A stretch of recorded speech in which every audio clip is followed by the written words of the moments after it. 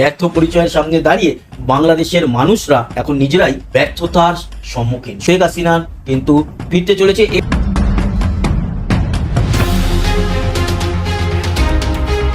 এদিকে দেশের 90% মানুষ শেখ হাসিনাকে চাওয়াতে জাতিসংঘ থেকে হাসিনাকে নিয়ে কঠিন পদক্ষেপ নেয়।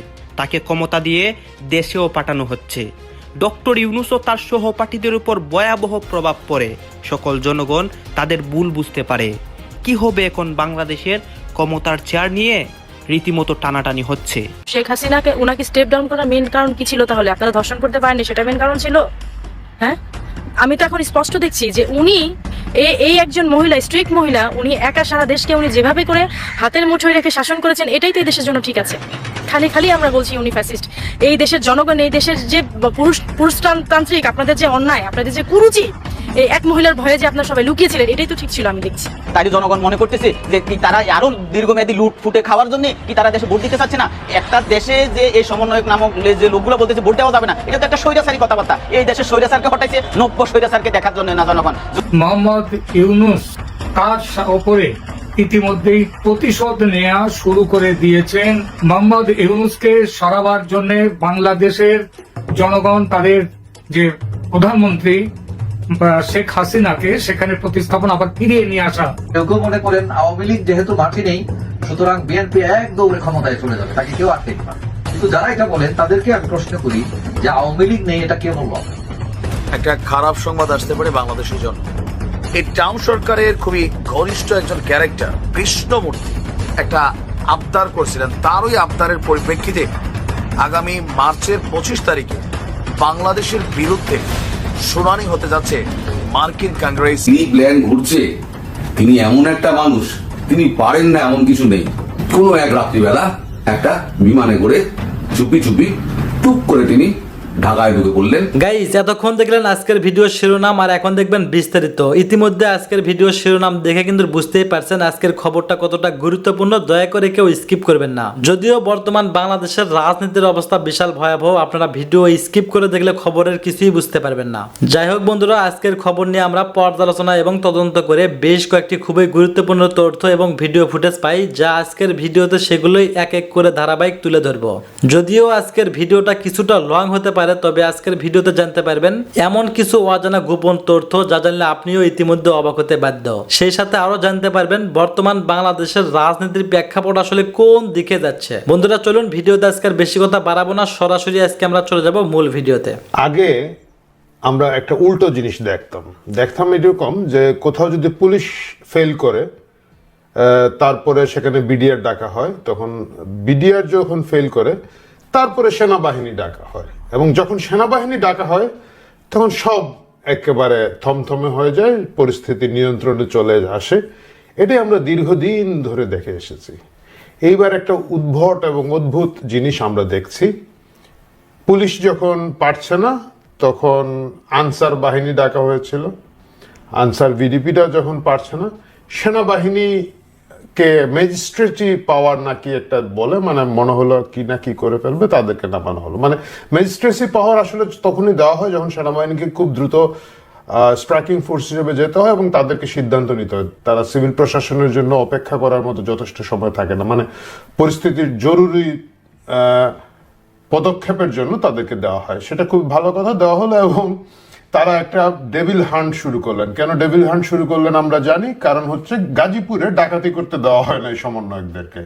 তারা গিয়েছিল মোজাম্মেল হকের বাড়িতে ডাকাতি করতে, এলাকার লোকজন ধরে মাইট দিয়েছে, পেদানি দিয়েছে।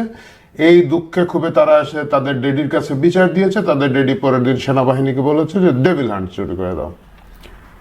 এখন আইন শৃঙ্খলা পরিস্থিতির কি অবস্থা এটা আমি বলতে চাই না, আপনারা সকলেই জানেন। মানে যান হাতে নিয়ে বের হয়ে যান হাতে নিয়ে ফিরে আসতে পারলে, এবং সাথে প্যান্ট না হোক, আপনার পরনের আন্ডার প্যান্টটা পরে যদি ফিরত আসতে পারেন, তাহলেই আমার কাছে মনে হচ্ছে অধিকাংশ মানুষ মনে করেন যে একটা সাকসেসফুল ভ্রমণ হলো বা সাকসেসফুলি তারা ঘুরে আসতে পারলেন। প্যান্টের মায়া সবাই ছেড়ে দিয়েছেন, আন্ডার প্যান্ট নিয়ে টানাটানি চলতেছে। এই যখন আইনের শৃঙ্খলার অবস্থা, এখন সেনাবাহিনীর থেকেও আরেকটা উপরের জিনিস ডেপ্লয় করার জন্য সরকার সিদ্ধান্ত নিয়েছেন। সেটা কি? সেটা হচ্ছে মার্কেটের দারোয়ান। এলাকার সিকিউরিটি গার্ড, পাড়া মহল্লা যে হুইসেল দিয়ে রাতের বেলা চক্কর দিয়ে বেড়ায় পাহারাদার, নাইট গার্ড, ওনাদেরকে এখন ডেপ্লয় করবে। ফ্যান্টাস্টিক। যে পরিস্থিতি সেনাবাহিনী নিয়ন্ত্রণ করতে ব্যর্থ হচ্ছেন বা ইচ্ছাকৃতভাবে ব্যর্থ হচ্ছেন, পরিষ্কার কথা ইচ্ছাকৃতভাবে ব্যর্থ হচ্ছেন। আমি মনে করি না যে আমাদের সেনাবাহিনীর অবস্থা এত খারাপ যে তারা এগুলো নিয়ন্ত্রণ করতে পারতো না। সেই জায়গায় এখন তাদের উপরে দেওয়া হচ্ছে সিকিউরিটি গার্ডদেরকে, এবং এদেরকে আমরা বলছি অক্সিলারি ফোর্স। এইটা নিয়ে এসেছেন, এই চমৎকার আইডিয়াটা পুলিশ চালু করে দিচ্ছে। রাজধানী ঢাকার শপিং মল সহ আবাসিক এলাকার নিরাপত্তায় বেসরকারি কর্মীদের অক্সিলারি ফোর্স হিসাবে নিয়োগ দেওয়ার সিদ্ধান্ত নেওয়া হয়েছে। এরা কি করবেন? তাদেরকে একটা ব্যাজ দেওয়া হবে, তাদেরকে সহকারী পুলিশ লেখা হবে, সহকারী পুলিশ না, সহকারী পুলিশ কর্মকর্তা মানে পুলিশ অফিসার লেখা হবে, একটা ব্যাজ দিয়ে দেওয়া হবে। তারা গ্রেফতার করতে পারবেন, তারা পুলিশের মতো অভিনয় করতে পারবেন পুলিশ ছাড়াই, তারা এবং পুলিশের মতো প্রোটেকশন পাবেন। মানে পুলিশ দায়িত্ব পালনকালে কিন্তু অনেক ধরনের প্রোটেকশন পেয়ে থাকেন, কারণ তাদেরকে হয়তো কোনো না কোনো কারণে কোনো পদক্ষেপ নিতে হয় যেটাকে পরবর্তীতে খুব বেশি যাতে প্রশ্ন না ওঠে তার জন্য এক ধরনের পেশাদারিত্ব প্রোটেকশন আছে, সেই প্রোটেকশনটা পাবেন। পাওয়ার পরে কি হবে? এই যে যারা দারোয়ান ছিলেন, যারা সিকিউরিটি গার্ড ছিলেন, যাদের একমাত্র কাজ হচ্ছে গিয়ে দুই দিকে রিক্সা থামিয়ে দিয়ে আপনার গাড়িকে মাঝখানে পৌঁছায় দেওয়ার বিনিময়ে 10 টাকা 20 টাকা টিপস নেওয়া, তারা এখন পুলিশ হবেন। পরিস্থিতি কি উন্নতি হবে?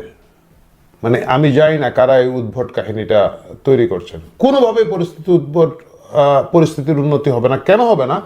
এরা এখন ওই যে আগে যে পুলিশ সিকিউরিটি গার্ড হিসাবে রিক্সাওয়ালাকে খেদিয়ে দিত, এখন রিক্সাওয়ালাকে অ্যারেস্ট করে ফেলবে, এখন সবজিওয়ালাকে অ্যারেস্ট করে ফেলবে। এবং তারা তাদের যেহেতু কোনো প্রশিক্ষণ নয়, তাদের কোনো ধারণা নাই কিভাবে মানবাধিকারকে রক্ষা করে একটা অ্যাকশনে যেতে হয়, কিভাবে মানুষের সম্মান রক্ষা করে তাকে ডিল করতে হয়। পুলিশকে কিন্তু পুলিশ মানুক না মানুক, কিন্তু তাকে তো একটা প্রশিক্ষণের মধ্য দিয়ে যেতে হয়, এবং তার ফিজিক্যাল ফিটনেসের ব্যাপার আছে, তার মেন্টাল স্ট্রেংথের ব্যাপার আছে। কিছু ছাড়া আপনি পাড়া মহল্লার নর্মাল সিকিউরিটি গার্ডদেরকে ধরে এনে পুলিশ বানিয়ে দিবেন, ব্যাজ লাগিয়ে দিবেন, সহকারী পুলিশ, তাদেরকে প্রোটেকশন দিবেন, তারা গ্রেফতার করতে পারবে।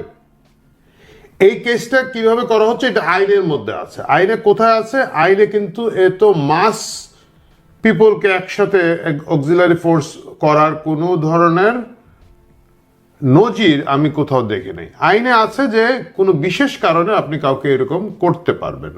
সাধারণত কি হয়, ধরেন রাতের বেলা কোথাও গ্রেফতার করতে যাচ্ছেন, পুলিশের সাথে ওই এলাকার হয়তো দুজন ব্যক্তি যাবে যারা সোর্স বা যারা ঠিকানাটা দেখিয়ে দেখতে পারবে বা যারা অনেক ইনফরমেশন রাখে, তখন তাদেরকে অক্সিলারি ফোর্স হিসাবে কোঅপ্ট করে নেওয়া হয়।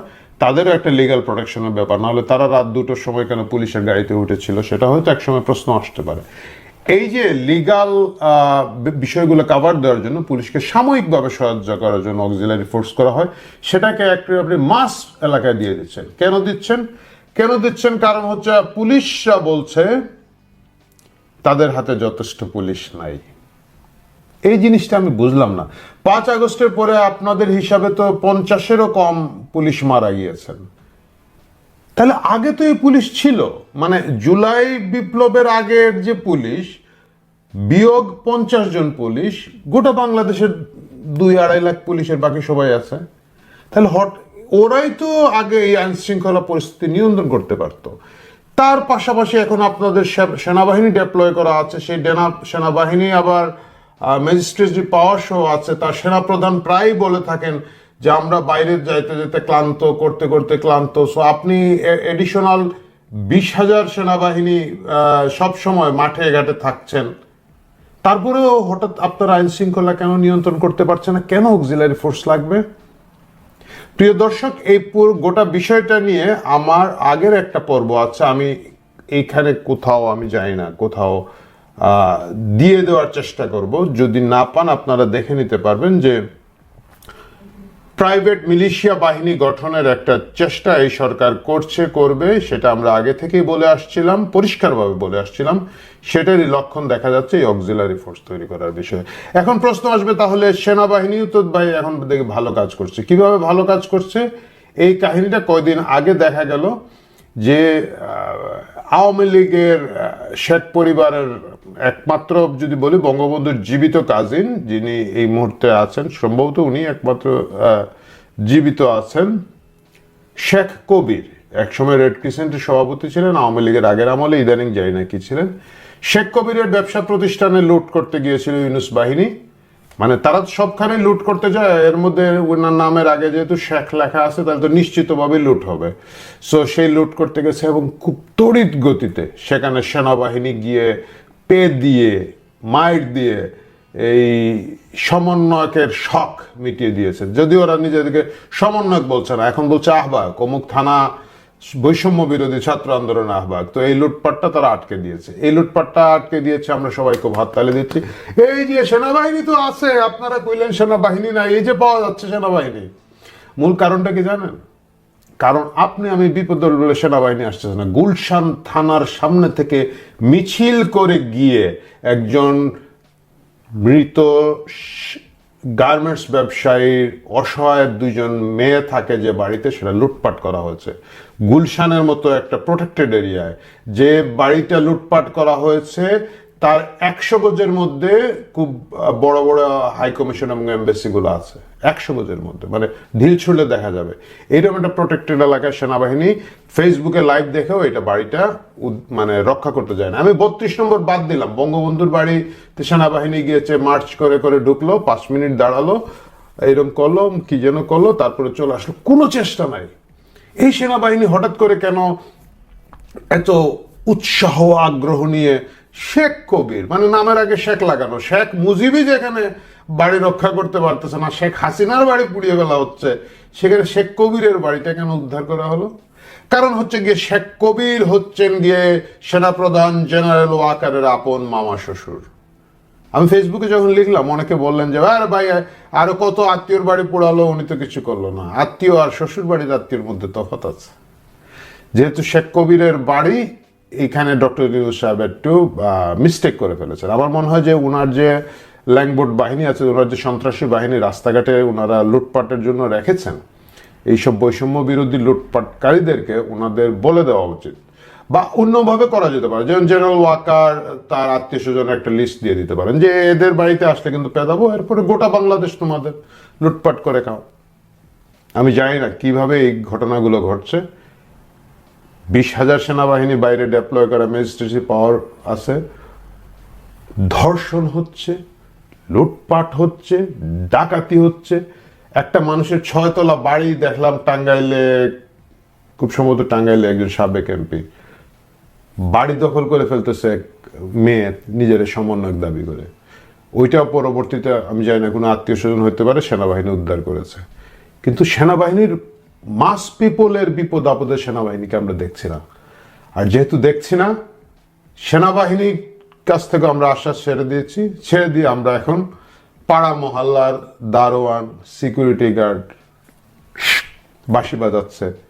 আগে আমাদেরকে স্যালুট দিত, এখন আমরা তাদেরকে স্যালুট দেওয়া শুরু করেছি যদি তারা আমাদেরকে রক্ষা করতে পারে। অক্সিলারি ফোর্স স্বাগতম, বাকি সব ফোর্স যারা জনগণের নিরাপত্তার জন্য নিয়োজিত, জনগণের ট্যাক্সের টাকায় যাদের বেতন হয় কিন্তু জনগণের নিরাপত্তা দেয় না, সেই হারামখোরদের জন্য নিন্দাবাদ। ভালো থাকবেন দর্শক, কথা হবে অন্য। প্রফেসর ইউনূস বিবিসি বাংলাকে একটি সাক্ষাৎকার দিয়েছেন। সাক্ষাৎকারটি খুব দীর্ঘ নয়, আমি মন দিয়ে শুনলাম। ভারত সম্পর্কে তার কি মনোভাব সেটা কিন্তু খুব স্পষ্ট হলো না। তিনি বললেন যে নরেন্দ্র মোদীর সঙ্গে তার কথা হয়েছে, ভারত বাংলাদেশের সম্পর্ক খুবই ঘনিষ্ঠ, দুদেশের উপর নির্ভরশীল, কিন্তু একটু মেঘ জমেছে।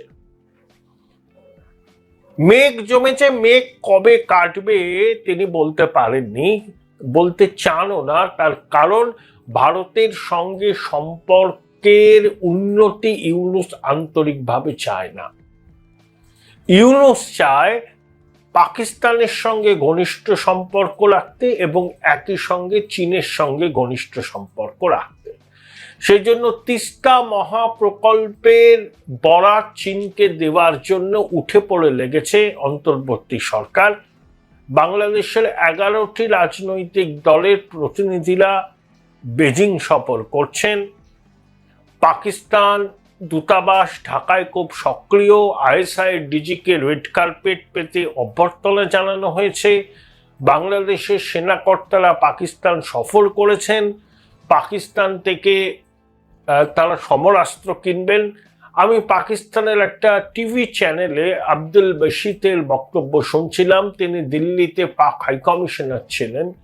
তিনি তো উচ্ছ্বসিত যে 50,000 মেট্রিক টন চাল পাকিস্তান থেকে বাংলাদেশ নেবে, $500 মিলিয়ন বাণিজ্য হবে ইত্যাদি ইত্যাদি। অর্থাৎ পশ্চিম পাকিস্তান 71-এ অঙ্গহানির ক্ষত ভুলতে চাইছে এবং সেই জন্যই পাক সেনাকর্তাদের বাংলাদেশে ঘন ঘন যাতায়াত, পাক দূতাবাসে সক্রিয়তা এগুলো বেড়ে গেছে।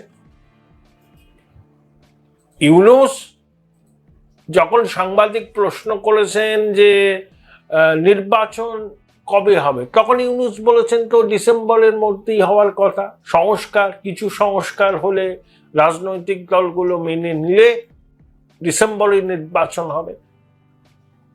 এখন একটা জিনিস বললেন যে ডিসেম্বরে, যেটা আমি বলেছি, কেন আবার বলবো এরকম ভাবে, যে ডিসেম্বরেই যেটা বলেছিল ইউনূসের প্রেস সচিব, যে ওই সময় নির্বাচনের কথা ভাবছেন, কিন্তু দূরাত্মার ছলের অভাব হয় না।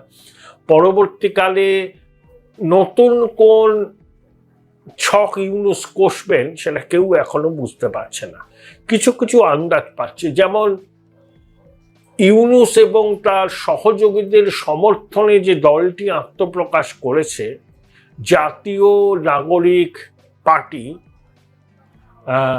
তারা কি বলছে, গণপরিষদের নির্বাচন হবে, সেকেন্ড রিপাবলিক হবে, নতুন সংবিধান রচনা হবে, তারপরে নাকি নির্বাচন।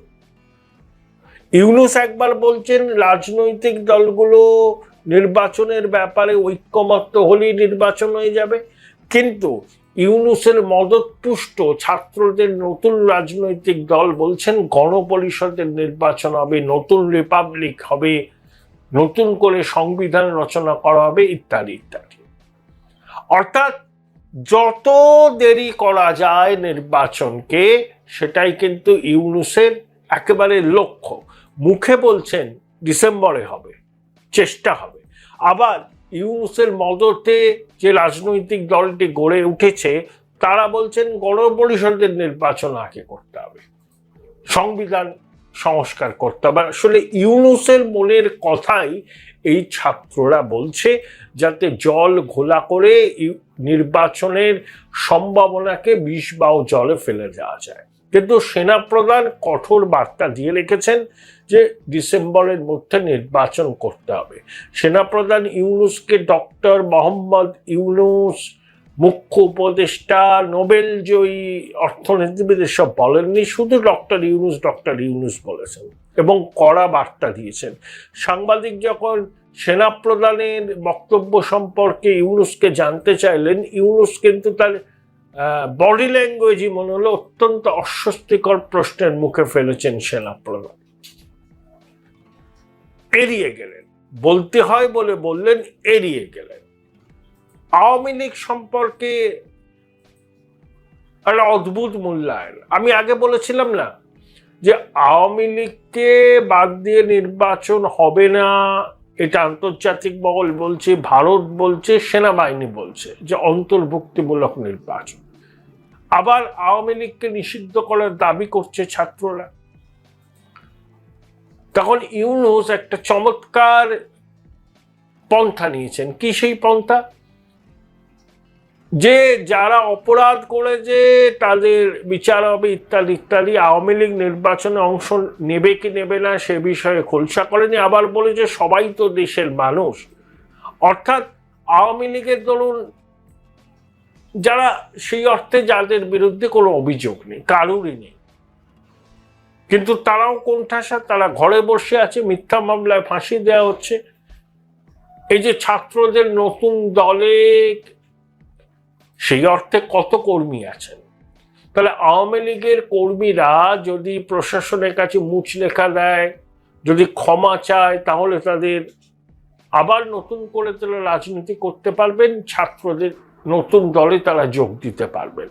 এটা কিন্তু ইউনূসের ছক।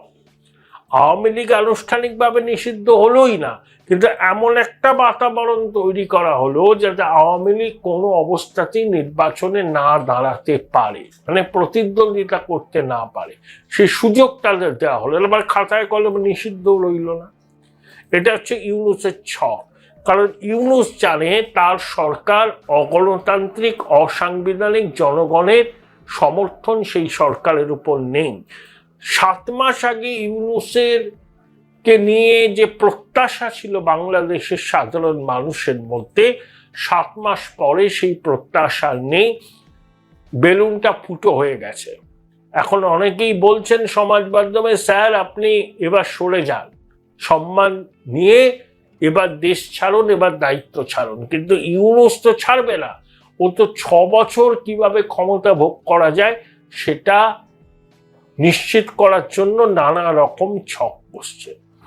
এই যে ছাত্রদের নতুন রাজনৈতিক দলটা তৈরি হয়েছে ইউনূসের মদতে, এই জন্য যে সেনাবাহিনীর চাপ নির্বাচনের জন্য, বিএনপির চাপ নির্বাচনের জন্য, এই চাপটাকে মোকাবিলা করার জন্য ছাত্রদের দলটাকে ঢাল করলো ইউনূস। ছাত্ররা উদ্ভট দাবি করবে, সেই দাবি পূরণের জন্য তারা রাস্তায় নামবে, লোকজনকে লেলিয়ে দেবে। ইউনূসের প্রশাসন তাদেরকে সর্বতভাবে সাহায্য করবে পরিকাঠামো দিয়ে, তাহলে নির্বাচনটা এখন করতে হবে না। এই ভয়ঙ্কর খেলাটা ইউনূস শুরু করেছে ক্ষমতায় থাকার জন্য। Join Indian Institute of Hotel Management now. Right choice, right decision. তারপরে দেখুন কত ঘটনা হচ্ছে।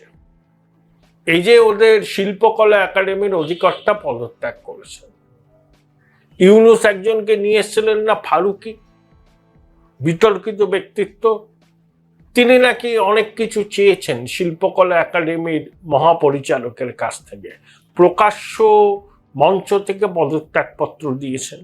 2, বিএনপি ঘনিষ্ঠ বাংলাদেশ সিভিল সার্ভিসের অবসরপ্রাপ্ত আধিকারিকদের যে সংগঠন, সেখানে রহস্যজনকভাবে একজনের মৃত্যু হয়েছে। মির্জা ফখরুল ইসলাম আলমগীর এটাকে নাশকতা বলেছেন, খুন বলেছেন, তদন্তের দাবি করেছেন। অর্থাৎ ব্যুরোক্রেসির একটা বড় অংশ ইউনূস সরকারের কাজকর্ম সম্পর্কে একেবারেই খুশ নয়। সবাই যে ইউনূসের বাসায় পতিত স্বৈরাচারের অংশ তা তো নয়, এরা হচ্ছে বিএনপির সমর্থক আমলাকুল। এখন তারাও কিন্তু ইউনূসের নিশানায়। সেজন্য মির্জা ফখরুল ইসলাম আলমগীর সরাসরি বলেছেন যে ঢাকার প্রাণকেন্দ্রে একটা বহুতলে এইভাবে একজন কি করে খুন হন, নাশকতা, খুন। অর্থাৎ আইন শৃঙ্খলা পরিস্থিতি কতটা অবনতি হতে পারে এটাই কিন্তু তার সব থেকে বড় প্রমাণ। একের পর এক ঘটনা ঘটছে। অধিকাংশ খবর বাংলাদেশের গণমাধ্যম ছাপায় না, কারণ তারা একটা সেলফ সেন্সরশিপ চালু করেছে। কি খবর লিখবো, তাতে আবার অন্তর্বর্তী সরকার রুষ্ট হবে, চাকরি বাকরি নিয়ে টানাটানি হবে। আবার চট্টগ্রামের খবর লেখার ক্ষেত্রে তারা অতিমাত্রায় সাবধানী, কারণ ইউনূস আর তার প্রেস উইং এর মাতব্বর দুজনেই হচ্ছে চট্টগ্রামের লোক। এই হচ্ছে আপনার পরিস্থিতি। কিন্তু সব থেকে উদ্বেগজনক পরিস্থিতি যে সেনা প্রধানের সতর্কবার্তা একদম ডেডলাইন বেঁধে দেওয়ার পরেও ইউনূস কিন্তু ছাত্রদের আসরে নামিয়ে নির্বাচন প্রক্রিয়াকে বিলম্বিত করতে চাইছেন। বারবার বলছেন নির্বাচন তখনই হবে যখন একটা ঐক্যমত্য হবে। তাহলে ঐক্যমত্য কি করে হবে? রাজার দল এই জাতীয় নাগরিক পার্টি, যাদের এত টাকা তারা কোথায় পেল যে ঢাকা শহরে বাংলাদেশ থেকে বিভিন্ন জায়গা থেকে লোকজন এনে সভা করা। সরকার তো অনেক জায়গায় তাদেরকে পরিবহন দিয়েছে, কিন্তু খাবার খরচ, সভা করার খরচ বিপুল, কোথা থেকে পেল টাকা? তারা কি ক্রাউড ফান্ডিং করে টাকা তুলেছে? সরকারের পূর্ণ মদত।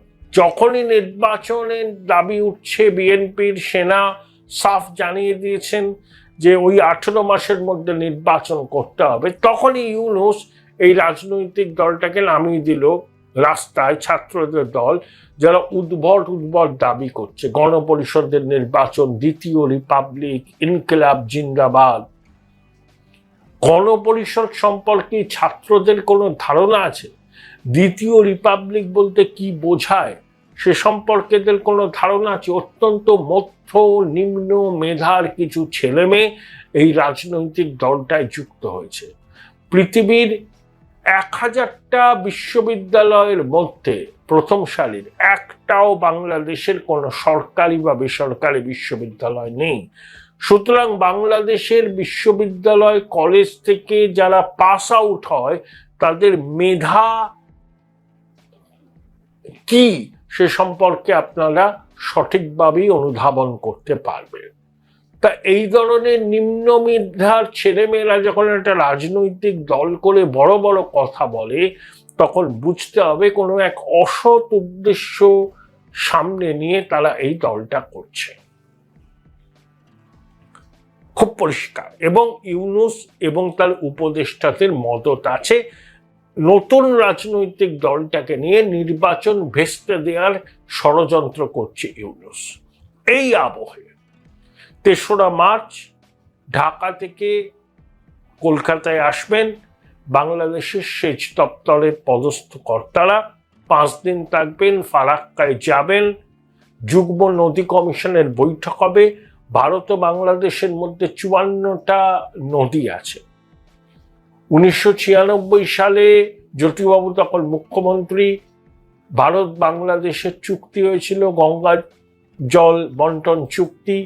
30 বছর ছিল সেই চুক্তির সময়সীমা। এবার সেই চুক্তিকে মূল্যায়ন করা হবে। বাংলাদেশ বেশি জল চেয়েছে। পশ্চিমবঙ্গ সরকারের ভূমিকা এই চুক্তি সম্পাদন করার ক্ষেত্রে গুরুত্বপূর্ণ।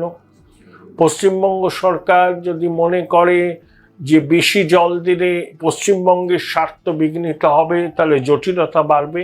যদিও আমি মনে করি দুই দেশের দ্বিপাক্ষিক সম্পর্কের ক্ষেত্রে এই চুক্তিগুলো খুবই গুরুত্বপূর্ণ এবং এই চুক্তি রূপায়ণের ক্ষেত্রে শুধুমাত্র কিউসেক সর্বস্ব পাটিগণিতের মধ্যে নিজেদের সীমাবদ্ধ রাখলে চলবে না, কিন্তু অবশ্যই রাজ্যের স্বার্থকে। নানা ঘটনা, ঘাত প্রতিঘাত, ইউনূসের নতুন ছক, নির্বাচনকে ডিলে করার নানা রকম পরিকল্পনা কিন্তু সামনে আসছে এবং যতদিন যাবে তত দেখবেন আস্তিন থেকে এক একটা তাস বার করছে ইউনূস, যাতে নির্বাচনটাকে ডিলে করা যায় এবং ততদিন যমুনায়।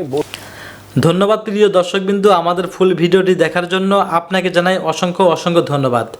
তো বন্ধুরা, ইতিমধ্যে আমাদের ফুল ভিডিওটি দেখে আপনারা বুঝতে পারছেন আজকের ভিডিওটা কী নিয়েছিল এবং কী টাইটেল এবং কী থাম্বনেল ছিল, এটা কিন্তু আপনারা ইতিমধ্যে বুঝতে পারছেন। এই সমস্ত বিষয় নিয়ে আপনাদের কী মন্তব্য অবশ্যই কমেন্ট বক্সে কমেন্ট করতে ভুলবেন না। আর হ্যাঁ, এমন নিত্য নতুন আপডেট খবর সবার আগে পেতে চাইলে এখনই আমাদের এই পিচ্চি সাকিব ইউটিউব চ্যানেলটি কিন্তু সাবস্ক্রাইব করতে ভুলবেন না। বন্ধুরা, ভিডিওতে আমরা নিজস্ব কোনো কথা বলা হয় না, যা কিছু দেখছেন, যা কিছু শুনছেন সব কিছু কিন্তু সোশ্যাল মিডিয়া থেকে নিয়ে সংগ্রহ করা। ধন্যবাদ।